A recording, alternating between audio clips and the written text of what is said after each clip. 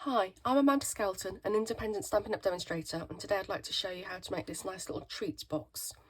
So I've got 3 here that I've done. So you can see here it's got a little clear window here so you can see the treats inside, and it's quite a nice size. I'll undo this one. So then you can see it's a little bit like a milk carton at the top, and then you can fill with your treats inside. So these treat boxes, you can get about 3 Ferrero Rochers in there, 4 Lindors, or 3 cream eggs if you really sort of stack them in at an angle. So that's what you can get in there. Really good for Easter. You can fill it with anything really, any sweet you like, jelly beans, etc. So that's what we're going to make today. So what do we need? So let's just get rid of those. So what we need is a piece of A4, not an A4, piece of white cardstock, and you want that to measure 7.5 inches by 7 3/4 of an inch. And then you need to score it. So I'm hoping that you can, let me just check if you can see that, the numbers. Let me just raise it up a little bit higher. Hopefully you can see the numbers. So with the 7.5 inches across the top, in your let me just demonstrate.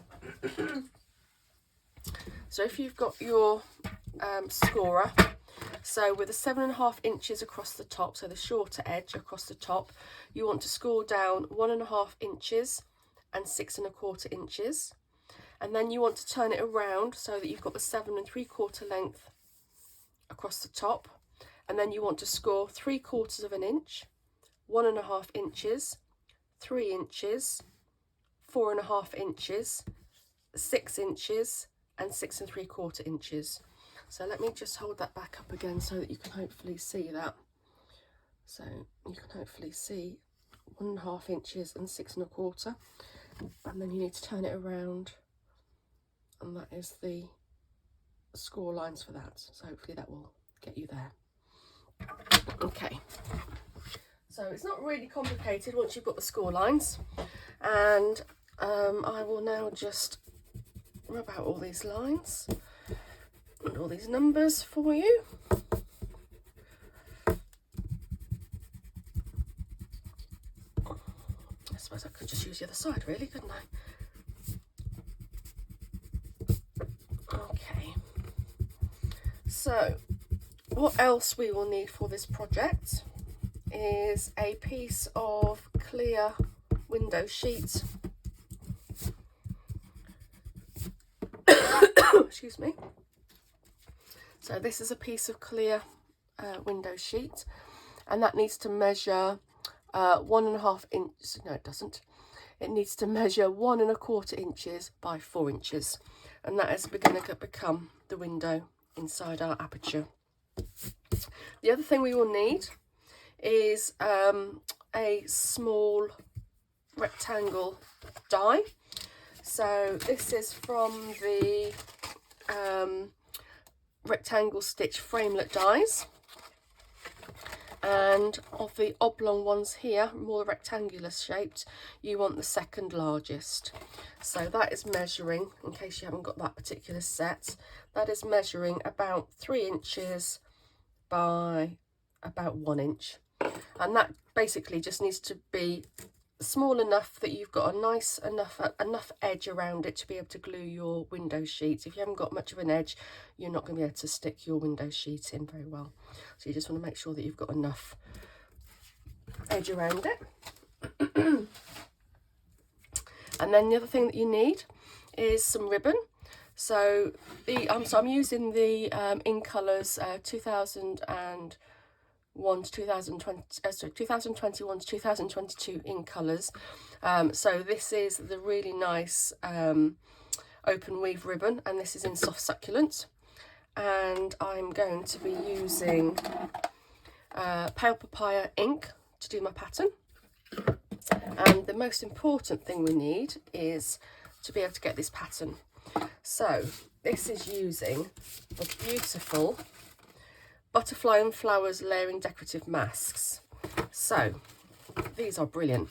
You get 6 sheets in this, and you get sort of flowers and butterflies, and these are infills and more detail. And then you get 3 backgrounds as well. So this is the one that I'm going to use today for this. So you can get a really nice background, as you can see. So this is the one I'm going to use today, but this is this one. And then you've also got like a leaf one as well. It doesn't really work so well because of the orientation we're going to do it. But yes, so that's what I'm going to use. And they're only about £9.25, so they're really good value. They're in the January to June catalogue, but they'll obviously, well, I don't think they're going to be carrying over to the next annual catalogue. So if you want them, you definitely want to get them while it's in the current catalogue. These are examples of what I've done with the other masks, so the butterflies and the flowers. So that gives you an example of what I've done with the other masks, and it's really versatile, really quick and easy card to do. Mount that with a, you know, a backing colour, and that will be really nice. Put a sentiment on, maybe some gems, and that is going to be a card sorted. Okay, so what we're going to do first of all, I'm going to lose that piece of sheet in a minute, I think. What we're going to do first of all then is do the masking. So I think I'm going to do it that way around because then I haven't got so many bits of coloured there. So what we want to do is, I don't know if you can see, so you've got 2 small sections, you've got 3 large sections and another 2 small sections. So one of the large sections and the 2 small sections is the only bit that we want to actually colour, not the edges here and not from here. So as you can see here, this is the large section, small section, and then the rest is clear. And it just makes it nice detail. Because these aren't this full size, so I can't do the whole thing. You could, if you wanted to, match up the pattern and you could do the whole thing. But for the ease of time, I will just do that section. So you want to get some washi tape. And I'm going to just put that there. Just so that it doesn't move when you're blending. And then I'm going to just use some normal sort of like cheap printer paper or some scrap paper you've got. And I'm just going to mask off the 2 edges. On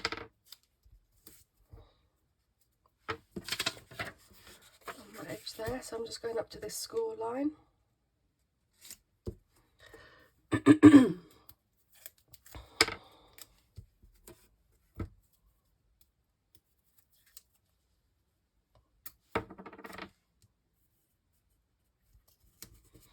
And then let's go for a piece. So you want 1 large, 2 small. So you need to go up to this line here.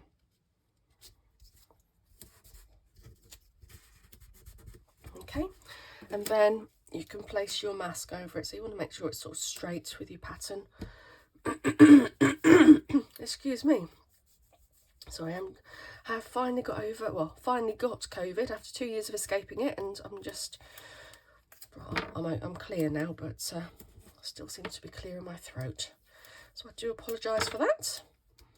Okay, so you just want to make sure that when you put your tape over, you're not putting your tape over where you want to actually make your pattern. So I can see I've got your large section and 2 small sections. So blending brush and pale papaya, and then I'm just going to work in small sections and just do small circles. Make sure you get to the edges of your card, otherwise you'll end up with white sections at the edges. You can add as much colour as you want. You can do it so you've got darker sections and lighter sections. You really can play around with the blends. So I'm just going to go around the edges, make sure I've got all the edges, and the top edge as well. You can always lift it up, so that looks okay to me. So, and you can always tell if you've gone back over it because you can see where the pattern goes. So if you just take one piece off, you can easily put it back down. If you need to redo it, you can easily lift it back up again. So I'm happy with that. So I'm just going to just make sure you gently pick up the masking tape off of the piece that's on your actual card, so it doesn't tear your paper. And again with this, just make sure you take it off gently.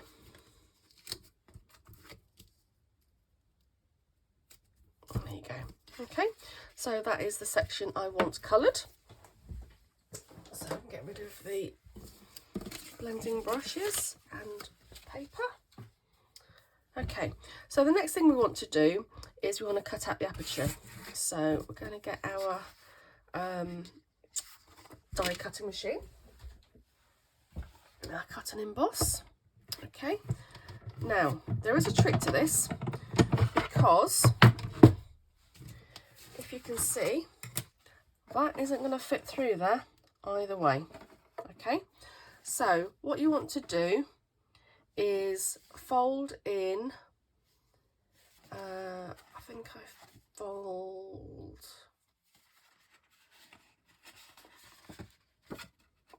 which way did I do it? I think I folded it that way, and then that will fit in. So just fold the two small pieces here. If you fold this piece as well, it's going to go behind here and you're going to end up cutting that. So you just want to fold the two small sections, and then it's enough to go through. Okay, so let's get our die cut machine here.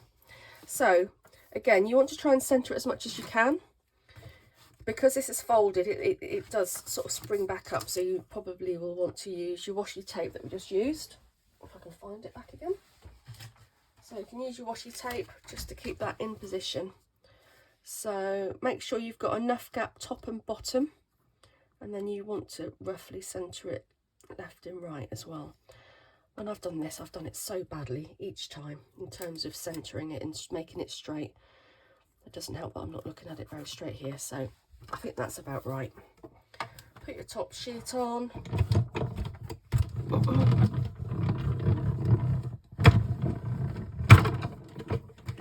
Okay.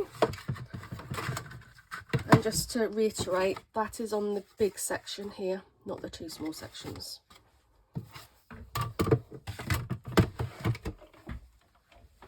Okay, so we're finished with that one. Right, so again, gently peel up your washi tape.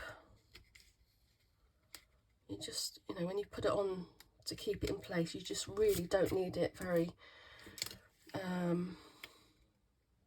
you don't need to press it down very hard. It will keep it where it is. And again, because this is inked, you definitely don't want to pick up the ink. Okay, so there's our aperture. Okay, so the next thing to do is, because it's going to be difficult to do once you've got your window sheet in, you want to do all of your folding and cutting out. Okay, so basically, if you want to use a bone folder, you can do, but basically you want to fold them all. Be careful when you get to this piece. Do it so that this piece is on the table, and fold this piece up, because if you try and pick this piece up, this bit is quite weak. But if you do it this way, it seems to hold a lot better. And again, I would turn it around, and again I would leave that bit on the top, on the back, bottom, and do it that way. Okay, now actually, in actual fact, these top two want to fold back on themselves to become the opener, like that. Okay, so now we have our nice crisp lines. Again, just really make sure that those are nice and straight. Okay, so we need to make the box. So we'll do the cutting first, because before we add the aperture. So we've got two corners here, so the two small rectangles, we're going to cut both of those off. in all four corners. So the two small pieces at the edge that go next to the two narrow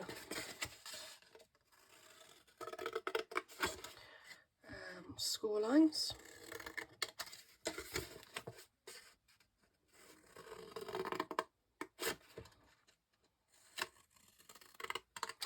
So as you can see, that's sort of two small squares.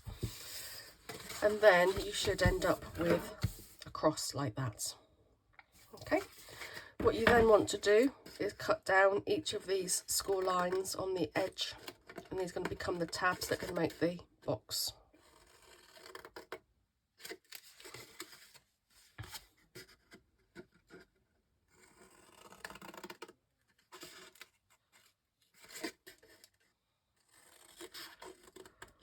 Okay, and then you want to fold those in as well.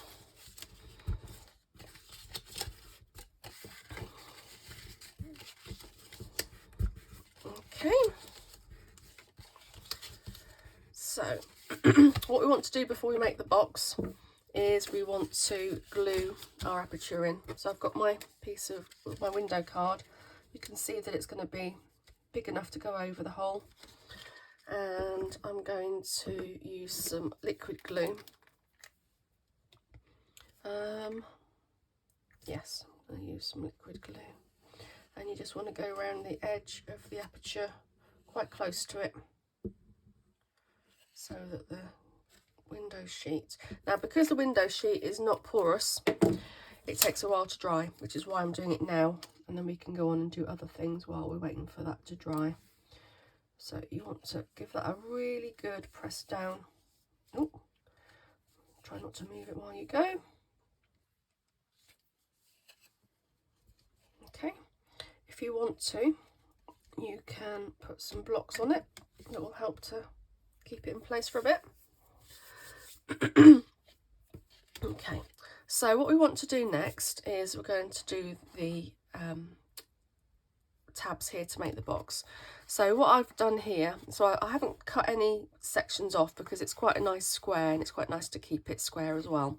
But what you want to do is make sure that your front fold goes back, and that's the last section you stick, so that it's a nice neat edge. As you can see, it's sort of a nicer edge than seeing the seam here. So that's what we're going to do there. So let me just move those up a little bit. So what we want to do is the middle tabs we want, so I'm going to use some tear and tape, and I'm going to put a piece there,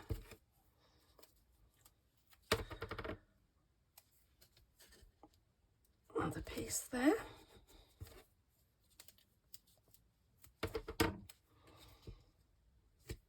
and a piece there,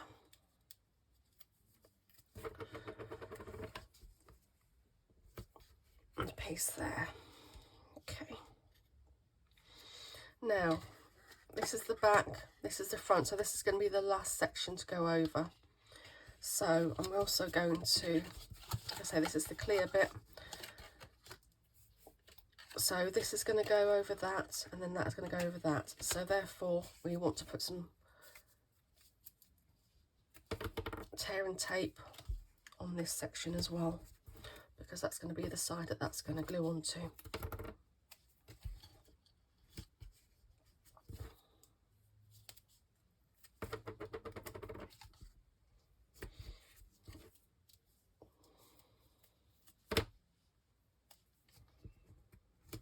Okay, so how are we doing with this?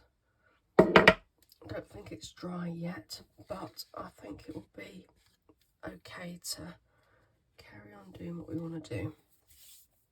Okay, so take your protective strip off of your glue.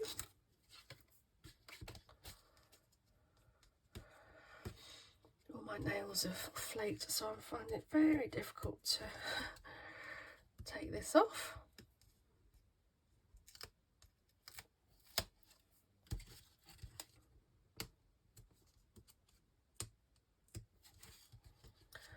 Oh my lordy. Right, if you want to, you can use a pokey tool. And that makes it a lot easier.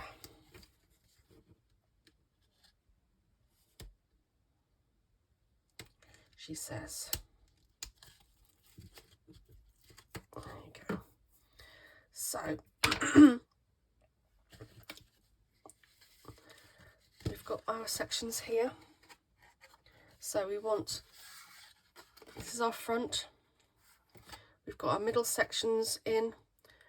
We're going to put this one over this one first, because we want this, which is the front, to go back last. So we've got a nice neat join. So you just want to pick the back up and then offer it to the piece we've just taken the sticky tapes off of. And then try and get it nice and square. Because these are actually square pieces, you should keep it nice and square for you. Just give that a nice square press. Now I've just realised what I didn't do before we did that is to make our holes in the top. We'll do that at the end. I would have done it before we did all this, but we'll do it at the end. Okay, so now you've pressed all of that.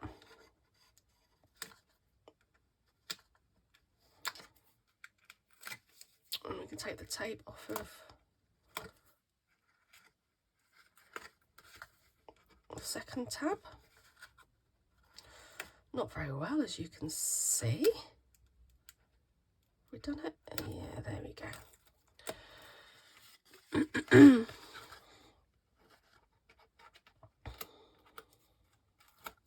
And you just want to be careful. I would probably leave that longer. If I wasn't doing a video, I would leave that longer to dry.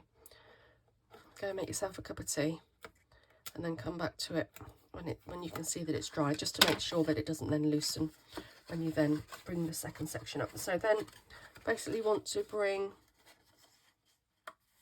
the front section and glue that onto that section. Okay, now there you have your box. Okay, so what we should have done while it was flat is measured 2 inches in, which would have been a lot easier when it was flat, and 2 inches from either side, roughly. Okay, and then I'm about halfway down. I'm just going to do a line, and that'll just help me to guide. So I've got this sort of hole punch. You can use like a normal paper hole punch by using one of the corners. You want to pick those two together so that they're nice and straight. Hold it this way, and then I do it so that I've got this sort of section on the top, and then you can see exactly where your hole is. And in fact, what happens if you press it, it won't go any further. So if you just press it as far back as it will go, and where your 2 inches is, and then bring it along, and again do it where your 2 inches is, and again make sure it won't go as far as that, and you've got two spaces there. Again, I have had varying degrees of it being straight or even, but that's good. Okay, so then you want about between 8 and 10 inches of ribbon. You want to fill it first, and then you just want to fold the edges so that you can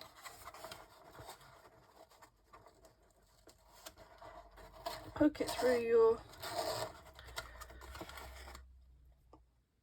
the holes that you've just created. So you want it so that the fronts are there, and then you can do your bow with your goodies inside. It could be truffles, it could be all sorts.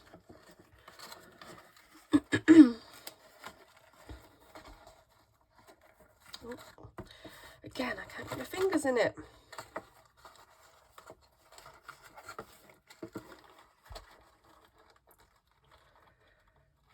No, still can't get it.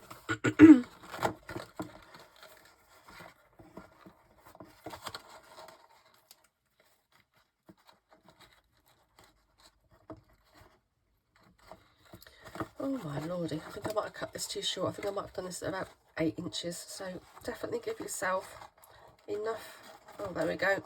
Just about got it. Give yourself about 10 inches to get enough to be able to get hold of your bow. So there we have it. And that's gonna, so you want to definitely let it sit for a while before you put anything in it. Make sure that this stays nice and firm and dries off nicely. So there you have it. Nice little treat box. Like I said, you can get 3 Ferrero Rochers, 4 Lindor chocolates, or 3 cream eggs in there. And it makes a really nice treat box. It could be for jewellery or anything, but because it's got the clear thing, it'd be really nice for some sort of sweet treats. I hope you've enjoyed it. As always, you can find the products at www.amandascraftedcards.stampingup.net. I'm on Facebook and Pinterest as Amanda's Crafted Cards.